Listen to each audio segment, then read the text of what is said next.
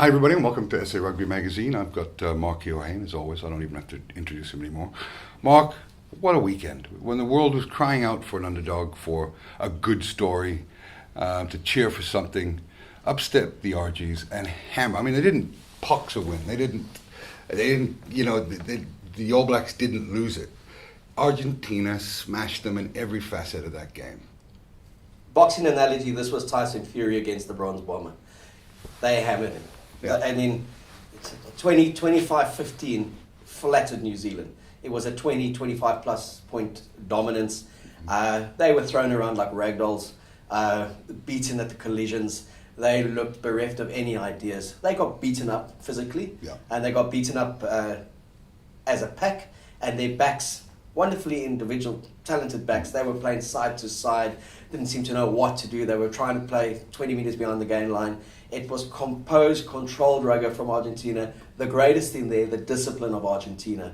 Because Argentina have been so close so many times against New Zealand to get a yellow card in the 70th minute, to lose it with a wayward kick that never found touch. Back in Buenos Aires, Jonah Lomas scored 24-20, last minute escape. Last year, 2016, New Zealand hanging on. They were on the attack. So they hit a guy off the ball, penalised. But this had a different feel, didn't it? I mean, even at 55 minutes, it didn't look like New Zealand would New Zealand were never going to come back. No. And New Zealand, and you just felt if New Zealand did score earlier, they were going to come back and get a long-range penalty or score a try. They were in total control of the game. A bit naive of them to not be taking their kicks for posts? New Zealand. Yeah, completely. I think they completely underestimated what Argentina would bring. Yeah. They hadn't played for 13 months. They had won 3 out of their last 36 matches against Tier 1 nations. They had won 4 out of 35 rugby championship matches. They'd never beaten New Zealand. Nothing pointed to anything but a 20-point win for New Zealand. You know what's the greatest meme, though? We talked about it last night. No one beats Argentina 29 times. Exactly. With Nicolas Sanchez pointing to the crowd and saying, no one beats us 29 times. Yeah. And it's Argentina on the global stage is very much like the cheaters in South Africa. Everyone always loves Argentina. Everyone always remembers their one victory and then gives them a 4-year concession that they'll get that one back again. If you look at them in the 2007 World Cup, they were wonderful in that they beat France twice, but then 14 of their starting 15 were playing in France, so that wasn't the biggest shock. No. They got hammered in the semi-final against South Africa. People still felt they were the team of the tournament. They took a 34-13 defeat and were comprehensively beaten. Then they lost to South Africa in the 3rd and 4th playoff in 2015 as well, and that was a turgid game. But in between World Cups, they've really struggled. And in 2019, they were very disappointing at the World Cup. Mark, they would have beaten any team, I think, in the world on last Saturday. Well, people also say greatest upset, one of the top 5 in world rugby, who would have ever given them a chance. People forget how close they have come to New Zealand. Yeah. Then we go back and I've been very critical of the All Blacks. I think it's the worst pack I've seen in some time, the most vulnerable looking All Blacks. We've said it all year, Foster, bad appointment. The pack isn't up to it. We said it months ago. But now a caution to all those kind of South Africans who have gone online and said bye-bye New Zealand, don't even bother pitching up for the World Cup. It's South Africa, England, France, Argentina as well. South Africa lost to Argentina 32-19 in 2018 in Mendoza. It was 32-7 after 45 minutes. 11 of the World Cup winning starting 15 started that game, and 16 of the 23 played in that game. And a year later, we were world champions, emphatically, clinically hammering England, who had been the form team in world rugby consistently over 4 years.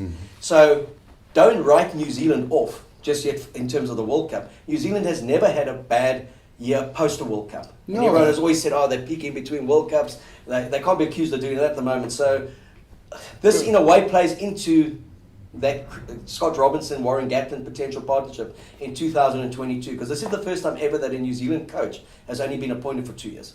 Yeah, and someone asked me what I thought about Foster in terms of him, how long he'll last. And I think he'll see out the 2 years, because there's not a lot of money around to exit someone from a contract right now. Well, he's already done his first year. He's got 1 test to go in the week after next, and that's his 2020 gone. Then he's got 2021, he's got Italy at home. Then he's got the rugby championship. He loses that, he'll be gone. Because then his 2 years have been an unmitigated disaster. The old boys club has been incredibly stubborn in their decision making. Well, that would be effectively his 2-year tenure would be up. Oh, okay. Yeah. Yeah. And then Gatlin's tour of South Africa would have been up. I wonder if there's anything with the COVID, if that's extended his contract in any way, shape, or form. Well, it hasn't extended his winning percentage, 2 No. from 5. And that's the worst winning percentage they've ever had since 1940. And what's relevant about 1940 is Rhodesia actually beat the All Blacks in 1940. Yeah, who would That's a forget? fast fact, eh? Who would forget that game? Can the Pumas back it up against Australia this weekend? I say no. Absolutely, categorically, without a doubt, the best bet of the weekend for me is Australia to win full-time and half-time and full-time for the following reasons, Mark. When you have a victory against the All Blacks, it's the romance, it's the passion. They got up for that game. Will they replicate that? No chance. Australia don't fear them. They'll be hungry themselves to win more than the All Blacks were, who seem to have no appetite for that game. And they've got a much better coach, so they're not going to get ambushed. And Australia play a very technical game, but they also play, under Rennie and his chief teams play like this. They play a lot of niggle off the ball. And they will test Argentina with that. They'll test that. Well, the Australians are just niggly people. Yeah. So I see a couple of yellow cards going against the Pumas in this one. But I think they'll go home and say, we came and we created history. The next 3 weeks, who cares? In that sense. And they're good every 10th game for a big one. Yeah. So they've had their big one. So they'll go into that. They'll go and play overseas in next year's Rugby Championship. Now that the expectation is there, as has happened with them always, the moment there's been an expectation on a Puma side to win, they've lost. And they've haven't pitched. I remember a couple of years ago, Eddie Jones took a B team, England players. Well, when the blokes were in the UK, the English players were with the Lions in 2017, he took a mix-and-match junior team to Argentina and smashed them in 2 test matches. 36-3 in the one test. And that was the Rugby Championship Pumas. So, well, the Pumas also have that Southern Hemisphere French mentality. Latino kind of maybe they get up for it or they don't. So I think Australia will win quite comfortably. And I think Australia will win the Tri-Nations. That's my call. That's your fair call. dinkum, mate. Yeah, fair dues, Mark. What the bookies got for that game? I got my my mobile here. The bookies have them at 1.4, 43% return for a straight Australia outright win. The value bet I like, Mark, and it's drifting, is this one here. Australia, half-time, full-time. Let's lock that down for 1,000. Oh, well, isn't something supposed to come up? There we go. Work that machine. Oh, yeah. Come today. Let's put 1,000 rand returns 18.90, so it's 89% return. I think that's an incredibly safe bet. I'd make it 100 out of 100. Confirm your bet there? Confirming. See, it's drifted down again. It keeps going down. Folks, I'll be too late by the time this video gets out, but if there's still anything above 75% return on a half-time, full-time, I've got 1.83. Great bet. I just think that getting up for two games in a row, it's not going to happen. Not going to happen. And Autumn Cup, England at home against Ireland? The amazing thing about this game, Mark, is that the bookies have England as such heavy favourites, rightfully so, but I'm a bit worried about the value that's on offer for England. Wales were horrible. I mean, that's the one, I don't often, when I talk to Ollie about betting, I always cut him down when he tells me I should have bet more. And I say, just be happy with what you won. I should have bet more on Wales, because in our show last week, I said that Wales would get smashed. Yeah, you said they'd take a beating. I still said it would be like a 10 point. You said no, it's going to be a lot more. Yeah, I thought 20. 32-9. Yeah. And Wales were lucky to get 9. Yeah, they were. I mean, again, Pivak. If you want to know what sort of effect one man can make on a group of players, look no further than Pivak, who is our Alistair Coetzee for Wales, and Gatlin with Edwards and that team. I mean, they were world beaters. I mean, and there was a great meme that I posted on my social media page. It's a meme of Wales under Gatlin, and you got the dragon fire, and then Wales under Pivak, just a little baby sheep. Well, we spoke about it last night. Gatlin found the formula with the Welsh players. It was very physical. It took him time to succeed, so I concede that. They were conditioned, very physical, and he's a disciplinarian. I mean, he's a hardcore coach. But Mark, do you know what I found startling? Was that Pivac had said, he's trying to change the rugby in Wales. That was, anybody would ask the same question. I mean, they get knocked out by 3 against South Africa. They could have easily won that game in the semi-finals. It cost me a tattoo, and now we couldn't. Okay, we'll beat Georgia maybe, but if you look at Chasing the Sun and what Rassie Erasmus and the coaching staff had to say, there wasn't a belief that they could beat Wales. They didn't know how to beat Wales, and their thing was just deny them the ball.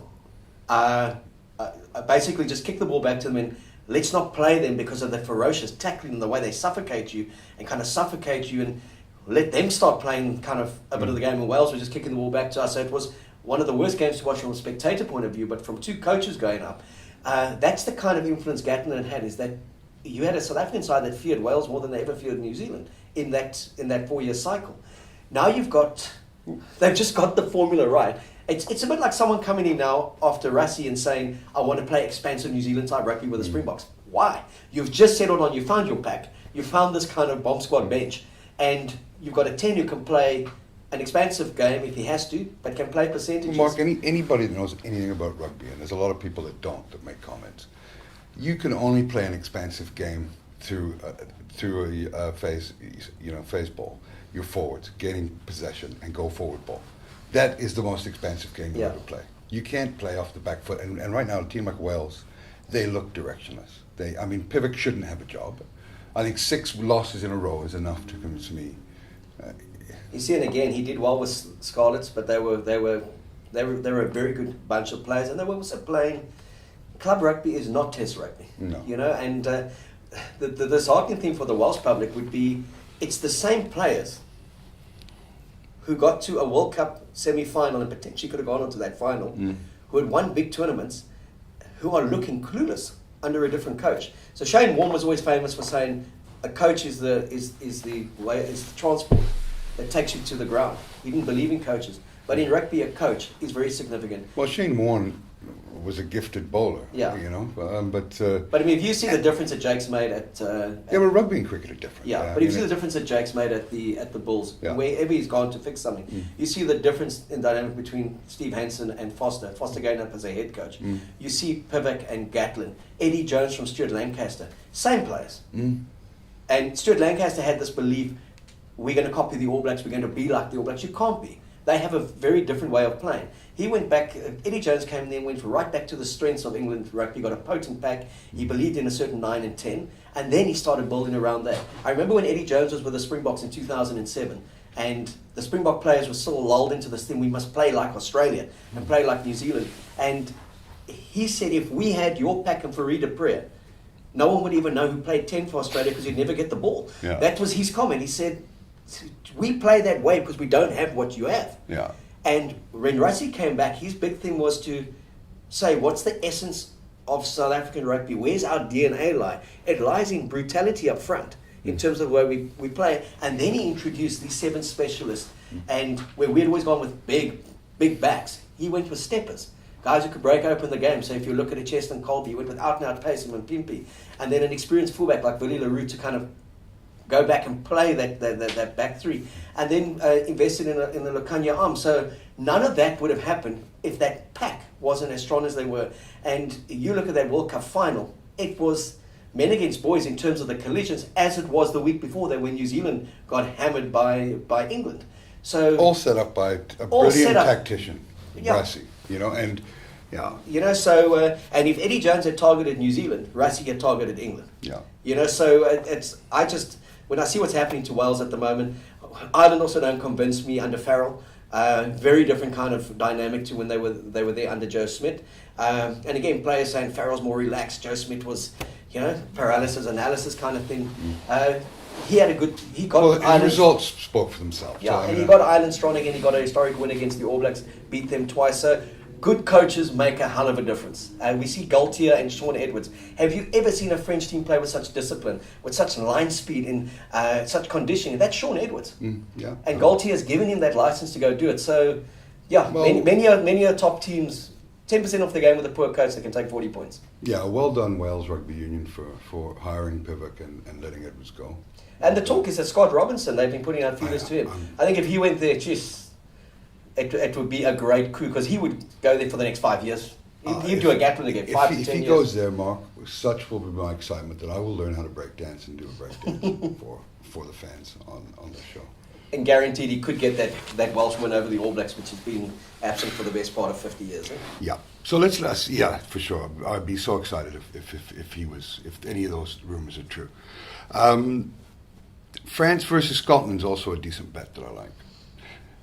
Halftime and full time. For France. For France, yeah. Yeah, the potential there for me is that Scotland could be ahead at halftime and France will win it. Because Scotland troubled them in the Six Nations, beat them at Murrayfield, and Scotland's pack seems to trouble them, and they play a very disruptive game. So, well, I'm just wondering what can we read into the Wales victory? The Ireland victory over Wales. You can't read too much into it, I don't think. I'm going to go on the machine. I can't handle it. Sorry, bud. But England is so low in terms of value this weekend. I mean, I think the bookies them 1 at a 16% return. You know, so from a betting proposition, it's not great. And the Scotland France one, is that where you're putting your money?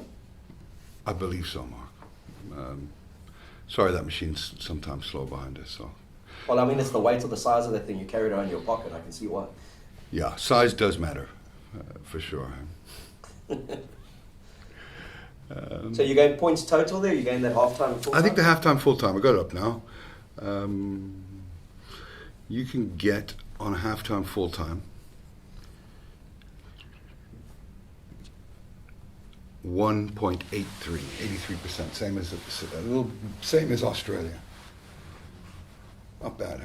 Not bad, but I have a sneaky suspicion Scotland are going to be ahead at halftime. Really? Not by much, and they'll lose it in the end.